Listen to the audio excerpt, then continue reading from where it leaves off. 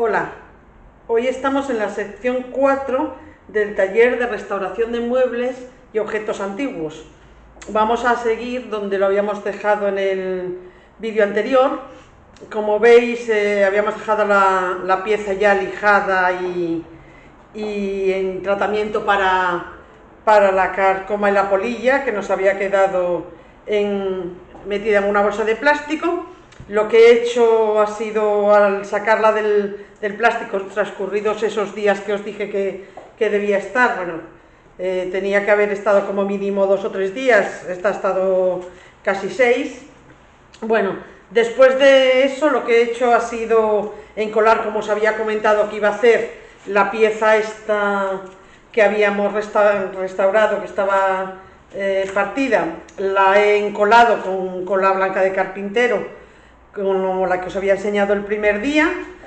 Ha quedado muy dura, con lo cual no precisa sujetarla más, si no le podríamos poner una punta. Y también he encolado esta pieza, que os recordaréis que en la última sesión estaba desencolada. Bueno, tenemos preparada la pieza para empezar a actuar sobre ella dándole color, y lo que vamos a hacer es teñirla con un tinte específico para madera. En este caso yo le voy a dar un tono nogal. Quiero oscurecer un poco la pieza, que me va mejor donde la voy a ubicar.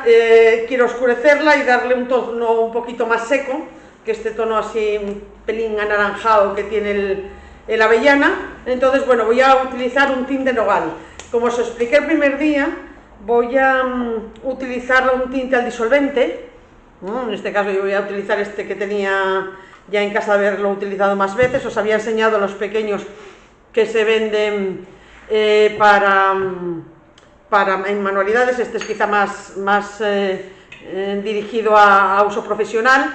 Cualquiera de ellos os vale. Este mismo existe en este tamaño. Ya os dije en su día que yo iba a trabajar con tinta al disolvente. Yo no tengo ningún problema de alergias y considero que los tintes al disolvente tienen una intensidad de color.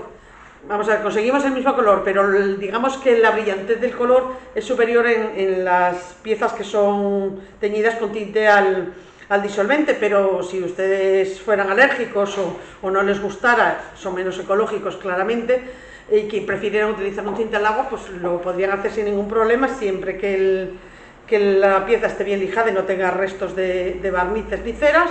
Va a agarrarnos perfectamente cualquier tipo de tinte.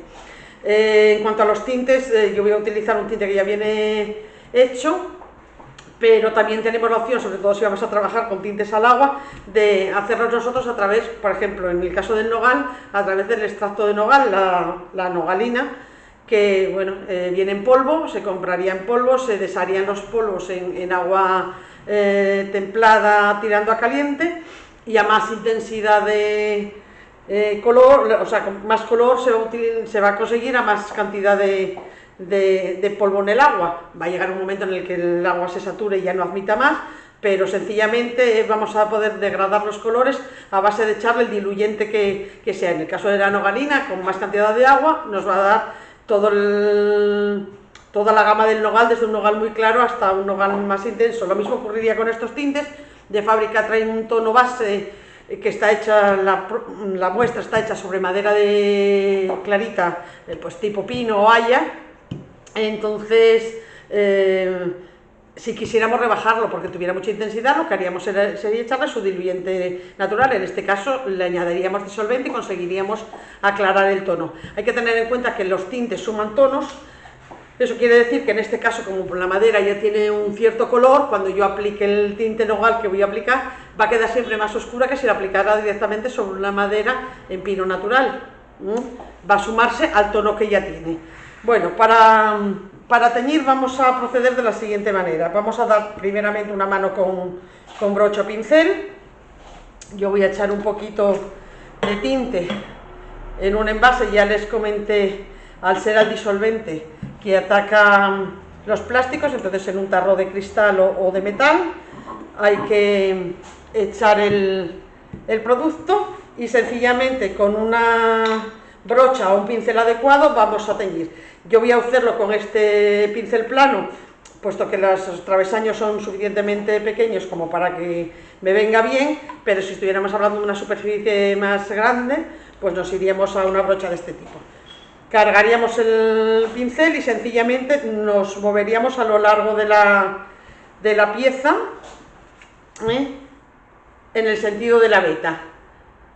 Hay que contar con que, lo que les decía antes, el tinte suba tonos. Entonces, si yo paso muchas veces con tinte sobre una misma pieza, lo que voy a conseguir es oscurecer, con lo cual vamos a intentar dar una pasada, y vemos cómo nos queda. Que lo queremos más oscuro, damos una segunda pasada, pero no tendemos a hacer este movimiento, porque si pasamos 6 veces estamos dando 6 capas de tinte, ¿vale? Entonces pasaríamos una vez o 2. Puede ser que nos queden las marcas de los brochazos. No hay que preocuparse, posteriormente vamos a dar una mano a trapo que va a igualarnos todas esas marcas que queden. Si la madera ha quedado totalmente limpia, debe absorberlo perfectamente el tinte. Si en algún sitio pareciera que no lo agarra, eso es que tendría algún resto de barniz y habría que volver a lijar. El tinte es muy escandaloso, entonces se interesa siempre a la hora de aplicarlo, bueno, trabajar en un sitio que esté bien protegido. Cuando digo bien protegido me refiero tanto a la superficie de trabajo, la mesa en este caso, que le he vuelto a poner el muletón que usé el otro día, como estar lejos de paredes, y nunca hacer este movimiento. Voy a secar el pincel para que no me pase, y os explico. Nunca hacer este movimiento. Cuando nosotros hacemos así, lo que estamos es haciendo salir el tinte disparado. Vamos a dejar morir el tinte. Cargamos el pincel, quitamos el exceso, aplicamos y dejamos morir el pincel. No levantamos con impulso, porque eso es lo que va a originar que haya salpicado todo en nuestro alrededor, ¿vale? Entonces, bueno, mirad, acaba de pasarme a mí ahora mismo, acaba de salir, se me ha escurrido por culpa del travesaño. Bueno, todo eso tenéis que controlarlo mucho, porque donde manchamos con un tinte es muy difícil limpiar, ¿vale? Bueno, yo afortunadamente he manchado solamente la mesa y el muletón, pero sí que dejamos morir, por eso que os digo, ¿vale? Bueno, voy a trabajar un poquito rápido para que veáis el siguiente paso. He teñido la pieza esta que tenía puesta, la que he arreglado. No sería necesario, puesto que va a quedar oculta, pero bueno, la he teñido para que veáis que esas piezas que puse de refuerzo, al teñirlas pasan mucho más desapercibidas, aunque queden ocultos. Bueno, siempre es más interesante que quede la pieza más, digamos, más curiosa, ¿vale?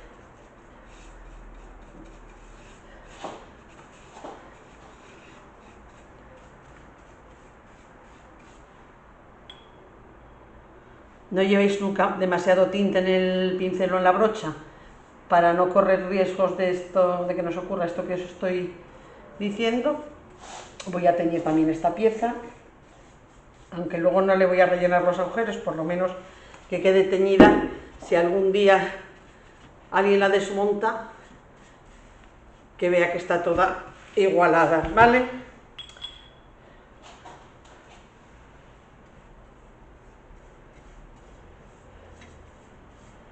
Estoy dándolo así a un modo un poco grueso, lo estoy haciendo a propósito para que me haga un poquito de mancha, y podré enseñaros después lo que conseguimos con la mano que vamos a dar con el trapo, que va a ser igualar todas esas manchas que se forman por acumulación de tinte donde se apoya la brocha, o donde pasamos más de una vez y luego nos vamos a querer igualar un poco.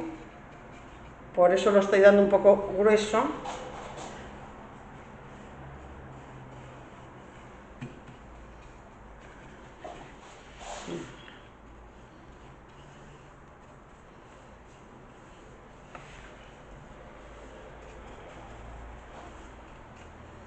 Bueno, esta parte está, me falta este travesaño de aquí. Seguimos tiñendo.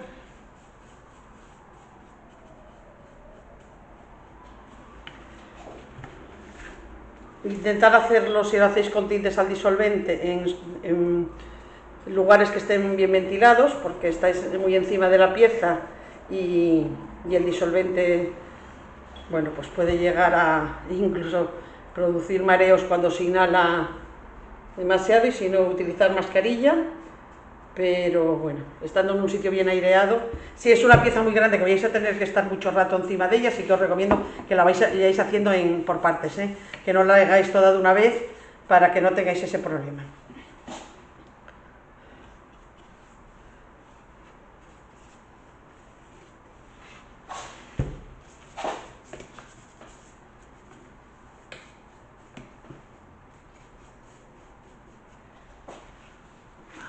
Vamos dándole vueltas por todas partes para ver si lo hemos teñido todo.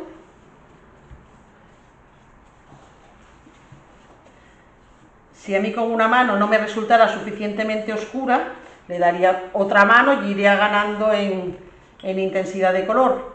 Bueno, yo lo que quería era matarle un poco el tono anaranjado, y creo que con esta mano va a ser suficiente.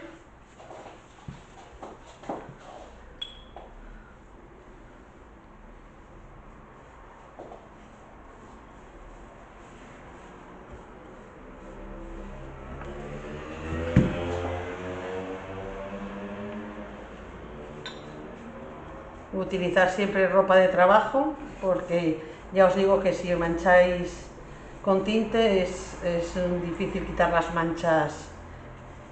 Da igual que sea tinta al disolvente que tinta al agua, las manchas sobre la ropa penetran en el tejido rápidamente y es muy complicado quitarlas.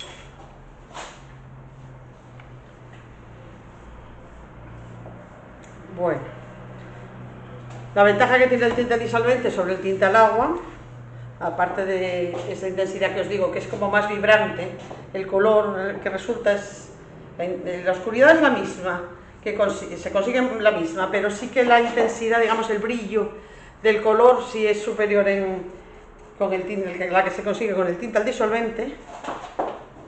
Otra ventaja que tiene al utilizar el tinte al disolvente es que es de secado casi inmediato, ¿vale?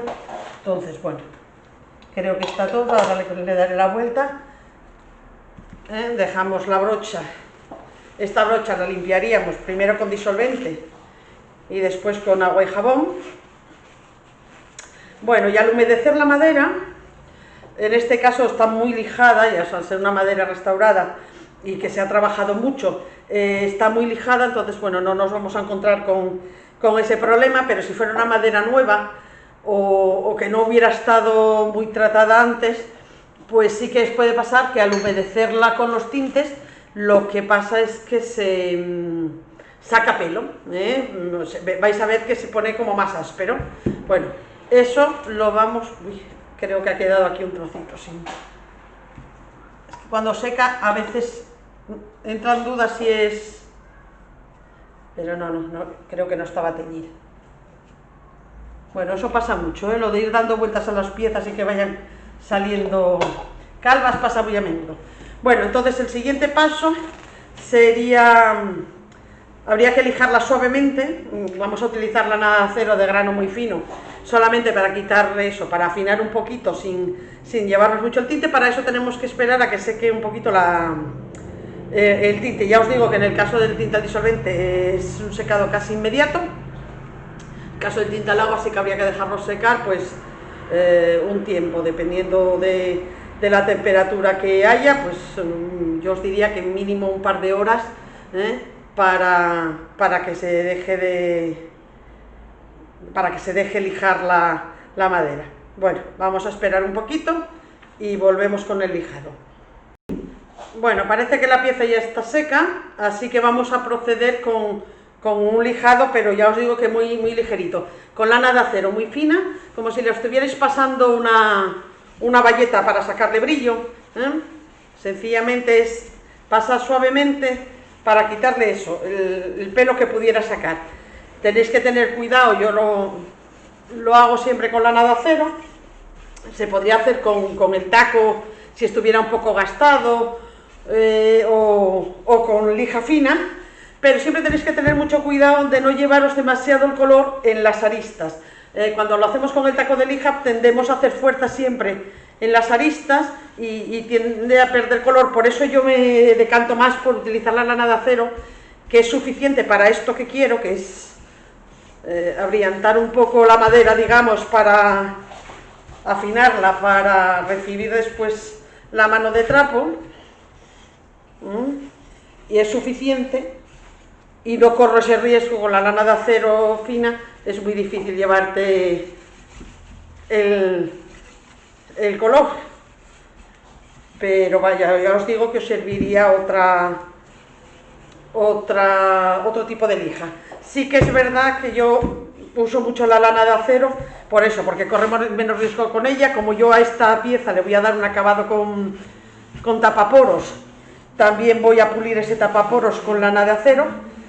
Encontraréis pues otros profesores o otros profesionales que lo hagan con lija. Es tan válido como esto. Mira, lo que pasa es que a mí los años de enseñanza me han demostrado que corremos menos riesgo con la lana de acero que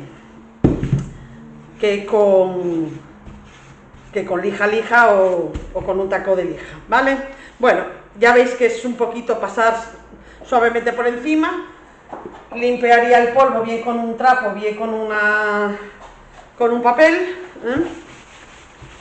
le quitaría el exceso si queda alguna viruta por ahí de la lana de acero.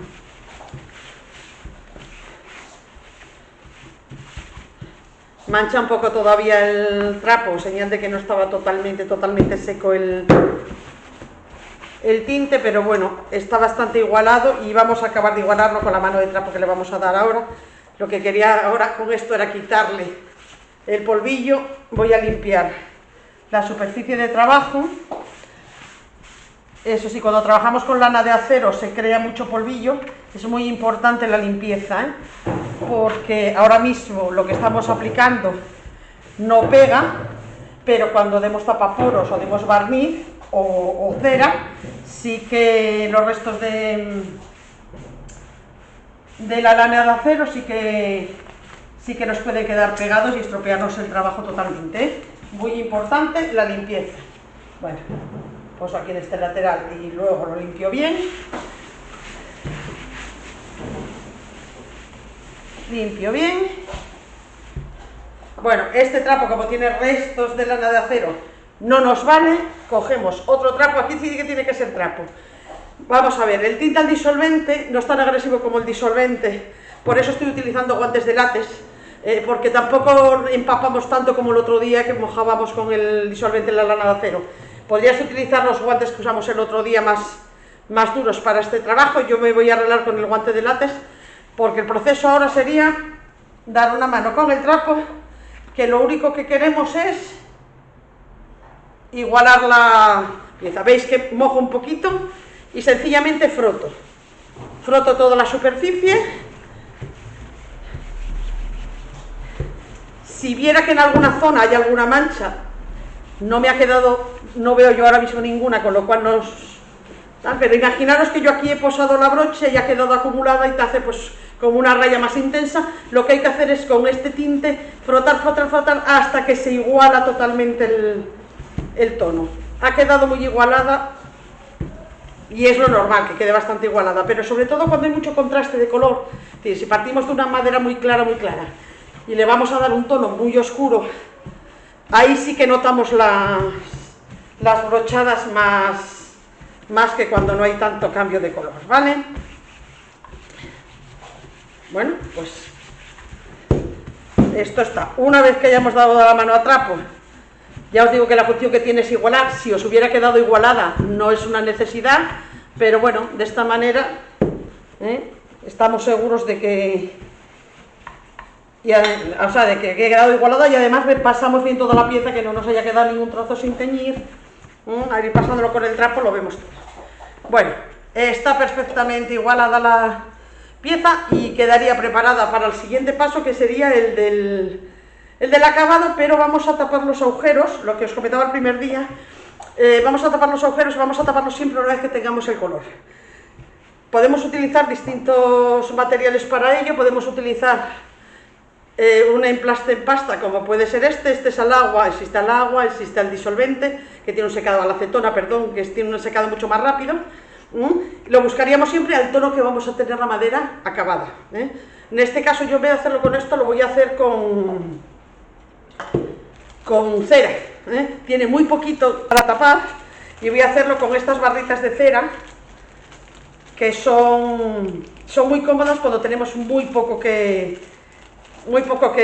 cubrir, pero sí que tenemos que hacerlo una vez que tengamos el color, porque la cera, el emplaste en pasta apenas tiñe, pero lo que es la cera no tiñe nunca. Para utilizar la cera sí que me voy a quitar los guantes porque necesitamos el calor de la mano para deshacerla, y yo me he traído una cera en color nogal, que era el que yo pretendía, pero es una cera muy oscura, tiene un nogal muy oscuro, un marrón muy seco. Entonces lo voy a mezclar un poquito con esta otra cera que viene en un color avellana. Podéis mezclarlo, cuesta un poquito de trabajo, pero podéis mezclarlo exactamente igual que podéis mezclar los tintes entre sí. Esto con el calor de las manos se mezclaría, se desharía, nos quedaría una especie de plastilina. Al trabajarlo con el calor de las manos sí que queda una plastilina manejable, pero en cuanto enfría endurece bastante. Mezclamos bien para dar con la tonalidad que queremos. Bueno, yo creo que para lo que yo necesito es suficiente. Acordaros que esta pieza solamente tenía 2 agujeros vistos. A ver dónde está. Aquí. Entonces cogería un poquito de la masa que acabo de hacer, con las manos lo llevaría al agujero, rellenaría, esperaría que enfriara un poquito del calor de las manos y luego bien con un cúter, bien con una espátula, quitaría el exceso. Bueno, no sé si ha quedado bastante igualado el color, con lo cual no se nota apenas el agujero. Voy a rellenar un poquito más por este lado, que parece que ha quedado un poquito corta. Coloco, espera que endurezca un poquito y con la espátula, o ya os digo, con un cúter o con un cuchillo, rellenamos sin más. Teníamos eso y luego teníamos un trocito aquí que elige el otro día, creo que era, no, es aquí, que elige el otro día y se nota poco, pero bueno, voy a rellenarlo de todas maneras. Lo que sí tenía es el travesaño este de aquí, que ya os comenté que como va a quedar tapado no voy a tapar los agujeros. Lo de tapar los agujeros es una cuestión de gusto personal. Cuando uno restaura piezas, sobre todo si son antiguas de verdad, no viejas, pero bueno, que tiene su encanto también, cuando queremos una pieza un poco rústica, dejarle los agujeros de la polilla. Entonces, bueno, no es una obligación, el mueble no es que gane más por tenerlos tapados, quiero decir, lo que es el animal está muerto, la pieza está saneada y es solamente estética el tapar los agujeros. Yo soy muy amiga de dejarlos vistos, pero bueno, en este caso eran tan pocos. Cuando son muchos, todavía, o sea, cuando son un poco visibles todavía, pero en este caso que solamente hay 2 que no le aportan nada al mueble, pues no merece la pena dejar. ¿Veis lo que hago? Bueno, esto hay que hacerlo, ya os digo, una vez que tenemos el color, y después vamos a darle encima el acabado que queramos. Este va a llevar un acabado de tapaporos, bueno, pues el tapaporos también va a endurecer un poquito estos retoques. Podría darse incluso encima de la primera mano de tapaporos, No, o sea, tiene que llevar siempre un poquito de acabado encima. Entonces, como esto va a llevar varias manos de tapaporos, lo hemos aplicado hoy, pero podríamos aplicarlo la semana que viene, después de que diéramos 1 o 2 manos de tapaporos. Bueno, nos queda la pieza perfecta para el próximo día empezar a darle acabado, ¿vale? Bueno, espero haberos guiado bien en el proceso del teñido de la madera y nos vemos en la próxima sesión dando ya acabado a esta pieza. Hasta luego.